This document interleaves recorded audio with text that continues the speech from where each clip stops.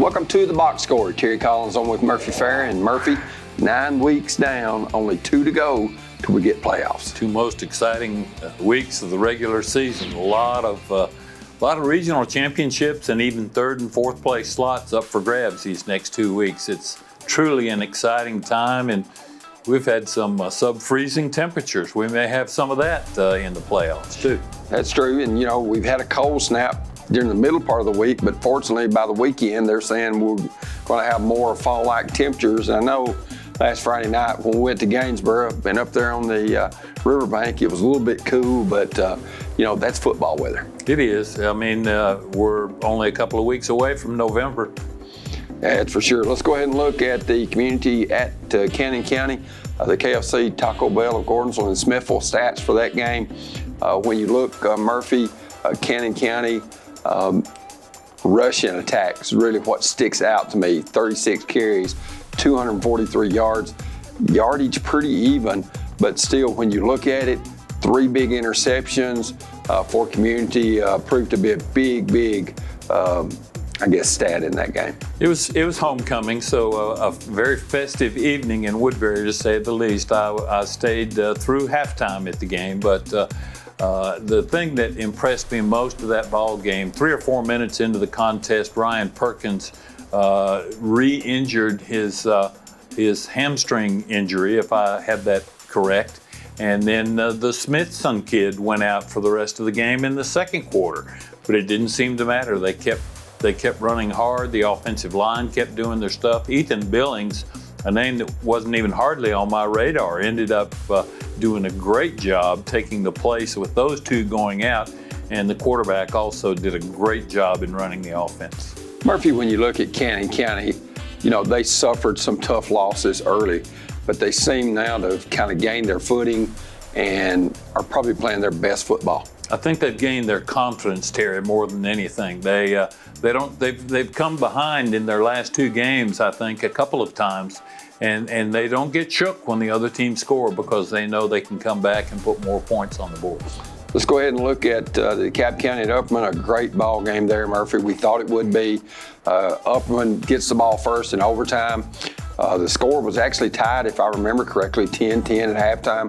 Upperman scores, then DeKalb gets it, goes for 2, and just mere inches away from a catch and a 2-point conversion for Steve Trapp's team. But, Upperman gets the win, 17-16 in overtime. Terrence Dedman, 13 rushes, 56 yards, a couple of touchdowns. Also added a reception. Jonathan Rushing, 6 for 15, 41 yards. 31 yards on the ground, but you could tell that was a defensive struggle. Yeah, it was, and I kept tuning in to Coach T trying to find out what the score was, and it just a defensive struggle by both teams in the second half especially, and it's a shame DeKalb had to lose, and it'll be interesting to see how that region shakes out. There's still a lot of unanswered questions with just 2 games left. That's for sure. I know Stone Memorial and DeKalb, I think, play week 11, and that could go a long way in determining playoff seeding. For DeKalb County, Jordan Parker, 10 for 19, 105 yards, a couple of touchdowns, and then Malachi Trapp, 6 rushes for 101 yards. We saw him earlier in the game at Smith County when they played against Carthage. They used him exclusively at the wide receiver position. Right. Murphy, I think you were there at that game. But 3 receptions, 32 yards, and a touchdown. When you get the ball in his hands, he's electric. Yeah, everybody likes to see what he's going to do next, right, except for the defensive team. That is for sure. Let's take a look now. Smith County at Jackson County. Smith County with 5 turnovers, Murphy, 3 fumble recoveries, 2 pass interceptions, and the Owls keep on rolling. They're up 41-0 in half. But the stat of the game, 17 rushes for 280 yards at halftime. Oh my gosh, those are some great numbers. And again, right, you got to give a lot of credit to the offensive line opening holes. I know they've got some good running backs, but they can't get their job done if those avenues are not created. Right.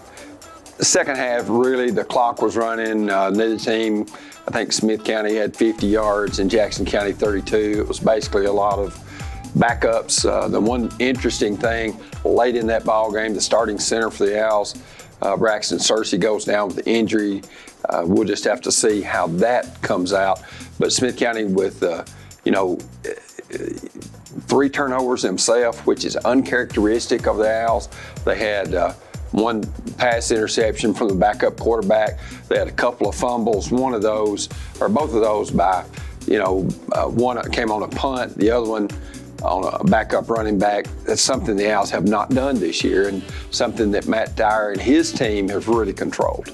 Something I forgot to mention in the Cannon County highlight there is the fact that the word is still out on Ryan Perkins. The Lions are off. This is their off week this week, and so hopefully that'll be enough extra time for him to maybe be back for those last 2 games. Jason Harville's defense just great again. Murphy giving up only 8 yards and 1 first down, and that first down came on a running into the punter penalty.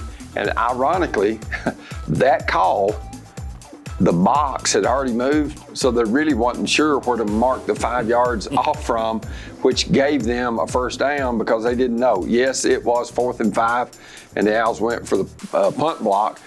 Guy, the up back for them, kind of chucked him into the punter, which was deep in his end zone. So kind of a little bit controversial, but only 8 yards. Only 31 for the game and only 3 first downs. And the Owls are playing lights out on the defensive end right now. Just a solid all-around effort. I'm sure Coach Dyer had to have a smile on his face, not only because of the big win. A lot of times you can have a big win but not play well, but it sounds like they played very well as well. I think the big thing that Matt realizes, they still had some penalties. They want to clean that up. They want to clean those turnovers up. But his team is getting better. It's cohesive. It clinched a home playoff berth with that win over Jackson County and set up what is supposed to be, should be a thriller in Carthage. The next 2 weeks, if you don't have anywhere to go, Owl Stadium's a place to be. Smith County and Macon County, both those teams coming in 7-1. And then East Nashville, who's the number 1 ranked team in 3A, they've got a big test against Riverdale this week. They'll be coming to Owl Stadium for the region championship. I doubt, seriously, if East Nashville is played in front of a crowd and an atmosphere like they're going to see in Carthage in a couple of Friday nights from now. When you look at East Nashville, Jamal Stewart's done a great job with them. And Murphy, they're so disciplined. For an inner city Nashville team, sometimes you get no cohesiveness and, a lot of flags, a lot of fumbles and, missed assignments. You don't see that with East Nashville. They are just very, very solid, and he's to be commended on a job well done. He really has. I've had an opportunity to serve with him on a couple of committees, and he's loves football, obviously, and knows the game very well and has total control of his football players. Murphy, when you look at the athletes, the passing game and the running game that East Nashville has, they go to Independence, they win. They beat Green Hill, a very good football team. They have some very, very quality wins this year, does East Nashville. They do, and they played Cleveland pretty close, too. It's a neat story because those kids come from so little and have nothing really to look forward to after their high school years. A few of them probably will play at the next level, but it's kind of a feel-good story. Unless you're from Smith County and gearing up for them. Of course, East Nashville undefeated so far, and a lot of people were surprised, Murphy, that they got all the way to the Class 3A championship. Gary Rankin, a good friend of mine, he was talking to me, he calls me C, and he said, C, who do you think is going to come out of the West? And I said, Gary, I'll be honest with you, from the film that I've watched, and of course Huddle has made that more universal for everybody.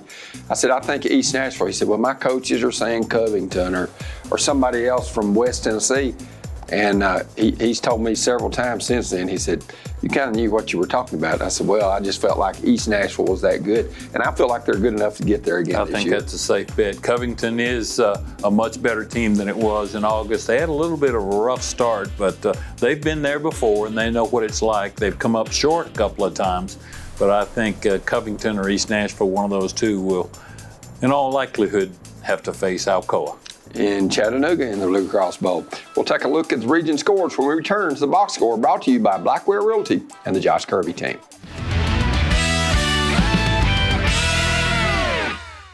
There's no shortage of real estate companies out there, but there's only one Blackwell Realty and Auction. The Kirby team with Blackwell Realty and Auction has the knowledge and the experience necessary to help you. They understand that real estate sales happen because of the hours of work they put into every sale, whether representing you as the buyer, the seller, or both. Get started today the Kirby way. The Kirby team with Blackwell Realty and Auction. Call them today or visit blackwellrealtyandauction.com. If you're a commercial driver looking for a company to call home, Huff and Puff Trucking is the company for you. Our employees are professional and dedicated individuals that take pride in what they do. We offer an outstanding pay package with a dispatch structure that maximizes your home time. To learn more about a company that knows you by name and treats you like family, call us at 1-800-965-5033 or visit our website at huffpufftrucking.com. 2 delicious options, 2 convenient locations. So make the entire family happy with just one stop to KFC Taco Bell. Located at 501 Gordonsville Highway in Gordonsville and 105 East Broad Street in Smithville, we've got you covered at KFC Taco Bell, no matter the food craving. So what are you waiting for? Go ahead, get in the car and kick that hunger to the curb with a quick visit to KFC Taco Bell. Located in Gordonsville and Smithville. Stop by today. Neighbors help each other. It's how community works. And it's how we do business at DTC. You can count on us for internet, TV, and phone, backed by local support. For a limited time, get 1 month free when you add or upgrade your internet package. Enjoy internet speed that can keep up with all you do. DTC. We're working hard to be a good neighbor.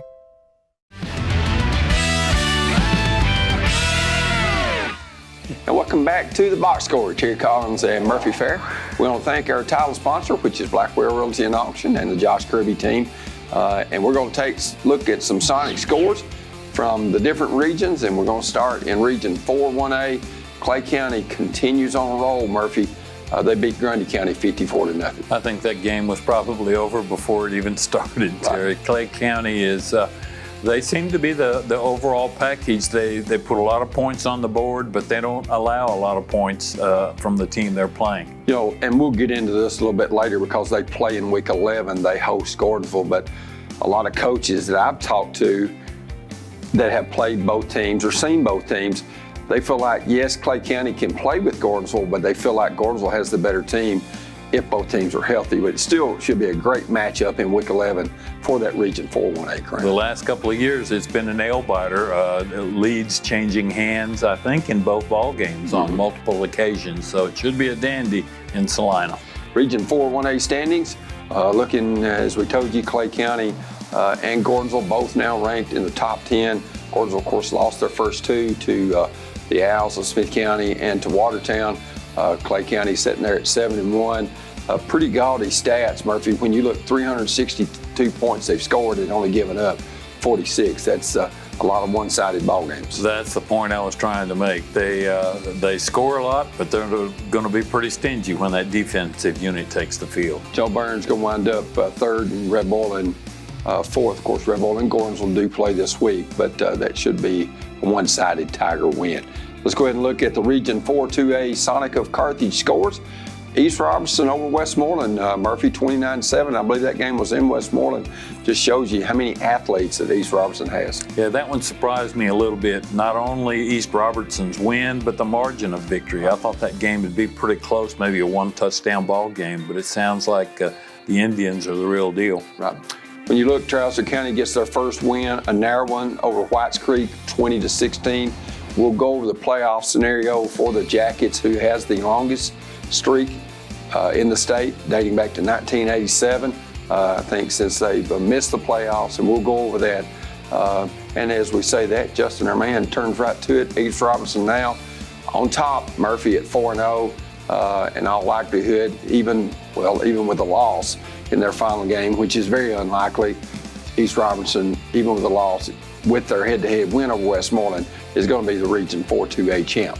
There has probably been as much a turnaround in that region as any region, any classification in the state. When you talk about Region 4 2A, certainly in the last several years we've talked about Watertown and Trousdale County, and neither of those are among the top 2 teams in the league. Westmoreland's going to be there. They've already got a head-to-head win over Watertown. Westmoreland still has Harpeth to play, and Harpeth has to beat Westmoreland, and then Trousdale County has to beat Watertown in week 11 for the Jackets to make it to playoff. A couple of pretty tough mountains to climb right there in both situations, but I hate that it's those teams in particular, but you know, every once in a while it's kind of nice to see a team get in the playoffs that hasn't been there in a long, long time. You know, when you go to Cross Plains, Murphy, they're going to be very excited about hosting a first-round game. Oh, no doubt about it. They had a great program back in the 80s and early 90s, and then things just kind of changed. They've gone through a lot of coaches in the last 15 or 20 years, but sounds like they're the real deal this year for sure. I guess Pat Brown, was he not the coach there for a while, Murphy, when they were pretty successful? Yeah, before they reopened White House Heritage, Pat was the coach there, and then I'm trying to remember who was the head coach there. He's now the athletic director, and he did a good job too. Right. Let's look at the Region 4 3A scores. We've got Giles County over Sequatchie. That was kind of close early, but the Bobcats kind of flexed their muscle. We thought they would be the region champ, and now as we look at the standings, they will be, because they're sitting there at 3-0. Sequatchie is 3-1. Cannon behind them at 2-1, and then Community, and then Grundy. But Murphy, I don't think there was in much doubt coming in that Giles County was not the cream of the crop in the region. You know, when you look at the teams that Giles County have played, they haven't shied away from 4A competition. They've even played a couple of 5A schools. And I think they deserve to be in the conversation with East Nashville and Covington just as much as anyone as far as 3A on this side of the state. Murphy, when you look at Giles County and the type program that they have built, I'm sure that they can't get the regular Joes to play them just because they have had a solid program now for several years. Not only that, David O'Connor. Yes, that's correct. And not only that, it's a good piece from anywhere to Giles County. Right. To Pulaski, you're right. It's kind of like York. If you're in Giles County or Pulaski, you were headed to Pulaski. Right. So yeah, the travel and the expense that goes along with that probably had a lot to do with that as well. Of course, them being right on the Alabama line, you do see occasionally those teams that border Tennessee and Alabama go to the northern part of Georgia or northern part of Alabama or sometimes Mississippi in order to grab a game. Sure, I don't think Giles went out of state this year though. But you know, that sometimes happens, and sometimes when you look at a Lipscomb or somebody like that, Murphy, they have to go to a lot of different venues just because their program is so strong where they have to travel. And you know, you go to the Class 6A state champion in Alabama to play a game that, of course, was on TV and stuff, but that's great exposure for your program. It is, and as tough as it is for the Tennessee teams to have to do that, those Alabama and Mississippi and Georgia teams are in the same boat. They're having to travel to find games. Let's go ahead and look at the Region 5 3A standings. Of course, the only game was the Smith County and Jackson County 41-0 score, which actually locked up the home playoff berth for East Nashville and Smith County. We talked about East Nashville. They dropped to number 2. I'm not sure why. They're 8-0, and then Smith County sitting there with 7-1. They're only lost to DeKalb County. Maplewood going to come in 3rd, and then Jackson County and Stratford going to meet in Nashville for that 4th place finisher and who makes the playoffs later in the season. You know, looking at those standings there, you look at 71 points. That's all Smith County has given up in 8 games. That's pretty impressive. But when you look up above and see that East Nashville has scored 324 points in 8 games, that's an average of 40 points a ball game. 40.5 points against very quality opponents, Murphy. I mean, when you look at the people they played, it's been a lot of tough teams. It's not been a lot of cream puffs or easy teams. And, you know, when you look at that, I think that makes them even tougher to beat if you're the Owls when it comes to week 11. If you've played a soft schedule and then you get in a close game, you see some teams crumble. But I don't think that'll be the case for East Nashville when they come to Carthage in week 11. No, and another factor is speed, and certainly East Nashville has plenty of that. And it's hard for Smith County to demonstrate that in practice sessions. You can't practice against speed if you don't have speed. So that's another factor that I'm sure Coach Dyer is doing everything he can to be ready for. I guess you could fast forward the tape, but still, it's not going to help you on the practice field. No, right? because the other side is running just as fast as you are. Let's go ahead and look at the Region 4A standings, and as we look, very bunched across the top. DeKalb County sitting there at 2-2. Disheartening loss by 1 in overtime to Upperman, but Macon and Stone Memorial. Stone Memorial and DeKalb still yet to play, which could shake up who wins that region and who gets to host, because when you look, Upperman and Macon, both with 1 loss. Macon's loss is to Stone Memorial. Macon's loss, is to Upperman, and they beat Stone Memorial. So still a lot up in the air. The 4 playoff teams are set, but still, you've got a lot of jockeying for position. And look at how many of those games were determined by 3 points or less, too. That I think on any given night, those top 3 or 4 teams in that region can beat anybody else in that region, just as they could lose to any of those teams as well. And 4 being ranked in the top 10 of the state, that speaks well for one region. Of course, there's 8 of those across the state in each classification. As far as the public school goes.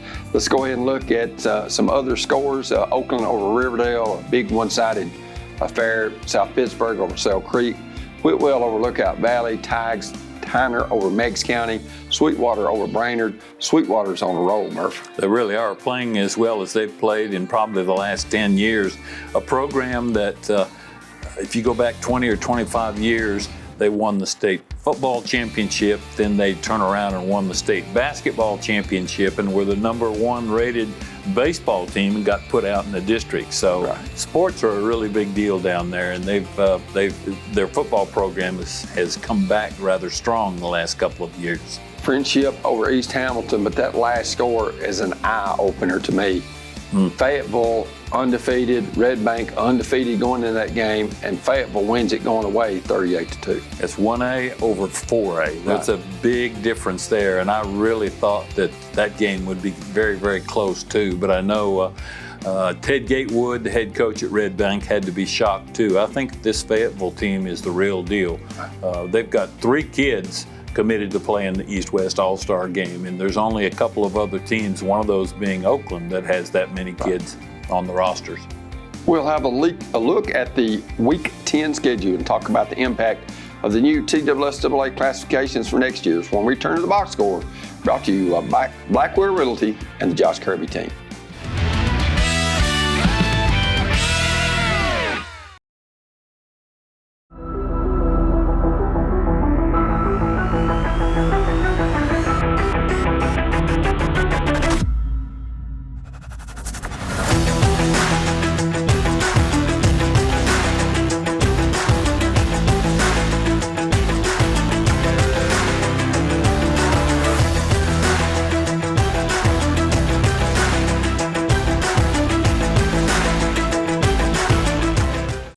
There's no shortage of real estate companies out there, but there's only one Blackwell Realty and Auction. The Kirby team with Blackwell Realty and Auction has the knowledge and the experience necessary to help you. They understand that real estate sales happen because of the hours of work they put into every sale, whether representing you as the buyer, the seller, or both. Get started today the Kirby way. The Kirby team with Blackwell Realty and Auction. Call them today or visit blackwellrealtyandauction.com. Opioid overdoses continue to claim lives in Tennessee. Naloxone, an opioid reversal drug, can save lives. Call the Smith County Drug Prevention Coalition for a free, quick, and confidential training. Also, if you are struggling with substance use disorder due to your alcohol and drug use, help is only a phone call away.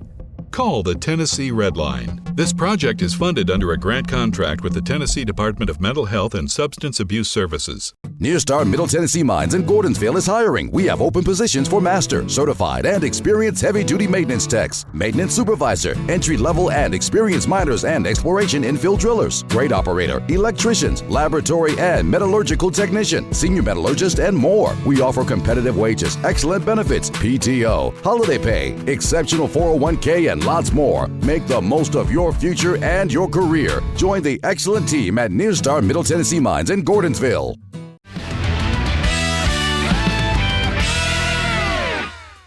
And welcome back to the Box Score, brought to you by Blackwell Realty and the Josh Kirby team. And Murphy, we usually have an interview here, but we've got some other things we kind of want to delve into. We're going to start out with the preview of the Week 10 games, kind of get your take on some of those. Most of those are non-region games, the final non-region games for most schools before having a big region game usually in Week 11 to conclude the regular season. Yeah, it's that one last chance to get that game in against your neighboring county or whatever the case may be. And Murphy, as we've seen in the standings in Region 4-4A, these could be very important ball games. You know, a lot. You take Macon County sitting there on top of their region or tied for the top of their region. There's going to be a lot of people in that region cheering the Smith County Owls on, because if there's a three-way tie, overall record is that first tiebreaker if A's beat B, B's beat C, and C's beat A. So, you know, don't say, hey, it doesn't matter. It matters a lot. It does. It does. That's right. Let's go ahead and look at the Region 4 1A games. You got Ezell Harding, 2 Joe Burns. Murphy, that probably is going to be a close ball game. I would think so. Joe Burns has been off the last couple of years from what we're used to seeing out of a Joe Burns football team. And Ezell Harding, a squad that has been playing 8-man football the last few years, and they've come back into playing 11-man football this year. And I think that'll be an interesting game. Not a lot of difference in what they've been able to do this year. And you look a border war, I guess you'd say. York going to Salina, playing Clay County. And I think that'll be a good tune-up game for the Bulldogs before they face off against Gordonsville in Week 11. Yeah, I think York is 6-2, maybe 7-2 right now, but this Clay County team is special. And it wouldn't be surprising to me if Clay County ended up winning that one by 3 or 4 touchdowns. Red Bull and Springs at Gordonsville, I don't think in any scenario one would think that would even be close. Don't think so either. Okay, Region 4 2A is Forest at East Robertson. East Robertson on the road. Got to wonder, though, if they suffer a letdown after a big win to win the region championship at Westmoreland. I think they're pretty focused. I really do. And Forest is not the Forest team that we've seen the last 6 or 8 years. They've struggled a little bit this year as well. And I think that one will be pretty one-sided, too. Westmoreland at White House, that could be a preview of Smith County's opponent. If the Owls can't win the region championship, White House could finish third in the corresponding which is Region 6 3A game. So the last year, those two teams met in White House in Week 2 to go to the quarterfinals. White House gets a touchdown pass in the final minute of the game to win it over the Owls. But Westmoreland and White House, that's usually a big rivalry game. I think so. They're not very far apart, both in Sumner County. But there's also some unfinished business as far as if White House and Smith County get together in that first round of the playoffs, unfinished business as far as the Owls are concerned, because they should have won that game last year. They really should have. Livingston at Watertown, then West Creek at Whites Creek, and then Harpeth at Hickman County. Charleston County with an open date. Any of those other games, Murphy, stick out to you? Well, I was thinking about West Creek and Whites Creek could be the Battle of the Creek, but then you're leaving Trousdale County out. Everybody talks about them being on the creek bank, but no, I think most of those are going to be pretty one-sided. I look for White House to take care of Watertown to take care of business in that one. I don't know, that next one, it's a 2A against a 5A team, but West Creek out of Clarksville just really hasn't been able to get their program going. The same with Hickman County. They've been struggling for quite some time. Let's go ahead and look at the Region 4 3A games. Whitwell at Sequatchie County, Giles County at Cleveland. That could be a good ball game, Murphy. I think so. Giles won by 2 or 3 touchdowns last year. And I think that Whitwell-Sequatchie County game could be a dandy. They're only about 15 miles apart. I don't think they've played each other a lot in recent years. Whitwell is a 1A school, Sequatchie is 3. You would naturally think Sequatchie would win that game, but Whitwell's only had a couple of losses this year, and they won a state championship, 3 years ago, I think. So I think that'd be a fun game to watch, too. Hart County, Kentucky at Community, Cannon County, and Grundy County off. Looking at the 5-3A worksheet, Riverdale at East Nashville, Stratford at Davidson Academy, Cumberland County at Jackson County, Clarksville at Maplewood, and then the Owls of Smith County and their Huff and Puff game of the week here on DTC Sports entertains Macon County Tigers in a big rivalry. You know, DTC Sports has done a great job in picking games to be played. Twice this year already, I've decided I think I'll just stay at home tonight and watch the game on TV. And this weekend may be the same thing. That Macon-Smith County game, I don't know though, I'll probably go to Carthage for that one. The atmosphere should be fun. Of course, with Matt Dyer and Pat Dyer, his dad, playing and coaching at both places, right. And with the border rivalry that you've got, that's just through the years always been a special rivalry. Yeah, a lot of those years, if you go back far enough, it wasn't Macon County at Smith County, it was Lafayette at Carthage. That's for sure. And they've both got a great history, and I think it'll be an outstanding game. A lot of emotion on both sides of the field. Let's go ahead and look at the Region 4-4A ball games. DeKalb County at Goodpasture, Kingston at Stone Memorial. Of course, a lot of people will be cheering for Kingston because of that overall record we talked about. And Upperman Walker Valley, that could be a big game. The Owls went down there, squeaked out a 5-point win. But these non-region games, including Cumberland, Jackson County, Livingston, Watertown, of course, Macon at Smith. When you look at that, Murphy, these non-region games on Friday night could determine whether you finish second or fourth. Back to your first comment, Kingston ain't going to beat Stone Memorial. I'm just telling you. Right. Especially that being in Crossville. Let's go ahead and look at the new classifications that have been handed down. Gordonsville going to stay in 1A. That's not a big shock. But here's the changes. Here's the changes, and some good ones, I think. Cannon County and Smith County, which are both in 3A. Cannon County's in 4-3A. Smith County's in 5-3A. Due to decreasing enrollments, both the Owls and the Lions, in all likelihood, you would think would be in the same region, but we thought that 2 years ago, Murphy, it didn't happen. But both of them are going down from 3A to 2A. Jackson North Side and Jackson South Side, the enrollments are almost the same, and they're in different regions. Right.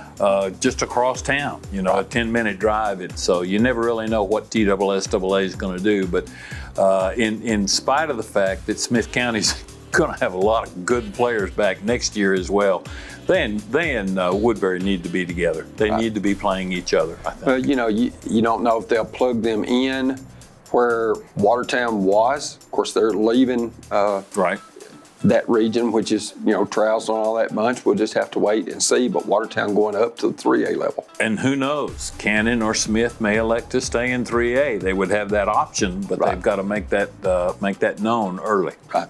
And then DeKalb County staying at 4A. But Murphy, that with 3 of the 5 teams that we mostly cover now changing classifications, the region outlook completely different. I mean, you would think Watertown going to 3A would go in Region 5-3A, but it just depends on what they do with those 3 teams in Nashville. And when I say that, East Nashville, Stratford, and Maplewood. Right, and you never know, how much change in enrollment some of those teams south of Wilson County, could end up changing as well. It'll be interesting to see how that works out. And I believe you told me that Smith County and Gordonsville were almost close enough to be in the same region.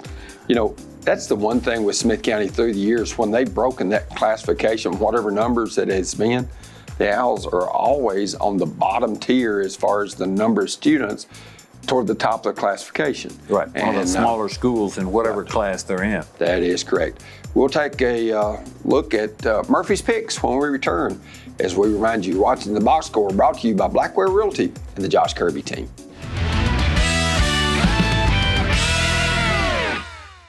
What is your emergency? I think I'm being robbed. Sir? These big home security guys want way too much money from me. Let's connect you to a local company right away. It's a crime what big national companies charge for home security. For just $49.99, get a system with a touch keypad, 3 window or door sensors, motion detector, key fob, and standard installation. Help is on the way, sir. Oh, thank you. Switch now and save. Call or visit DTC Security online today. Don't be fooled. Vaping is just another way to deliver nicotine to your lungs. Learn the facts and escape the vape. We get it. Quitting is hard, but getting help is easy. Call the Tennessee Tobacco Quit line at 1-800-QUIT-NOW for free counseling and cessation patches. Sign up for the free Tennessee Tobacco Quit line program and let us help you quit for good. This project is funded under a grant contract with the Tennessee Department of Mental Health and Substance Abuse Services. Nearstar Middle Tennessee Mines in Gordonsville is hiring. We have open positions for master, certified, and experienced heavy-duty maintenance techs, maintenance supervisor, entry-level and experienced miners and exploration infill drillers, grade operator, electricians, laboratory and metallurgical technician, senior metallurgist, and more. We offer competitive wages, excellent benefits, PTO, holiday pay, exceptional 401k, and lots more. Make the most of your future and your career. Join the excellent team at Nearstar Middle Tennessee Mines in Gordonsville.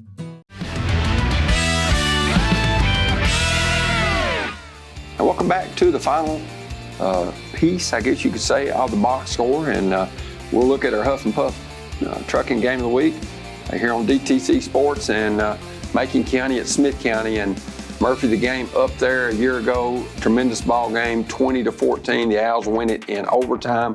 Owls get a fourth down stop on the Tigers right there in front of the scoreboard on that end and where the Jumbotron is, and then the Owls score in walk-off fashion on third and goal on a Kylan Johnson, 6, 7, 8-yard run. And, really, I guess it was a shame that Kyle Shoulders' team or Matt Dyer's team had to win or lose that game. It was just that close and that great a ball game. The difference was Macon County got inside Smith County's 20 or 25-yard line about 5 or 6 times and only came away with 2 scores. I remember that very well. That was my son Patrick's last football game, and a 52-yard field goal on the part of 50-yard field goal by County. Kittrell Smith there for Macon to win it 10-9. Yeah, it was a thrilling game, and this one could be just as exciting, I think. We want to invite you to tune in or, watch it 6:45 on Friday night.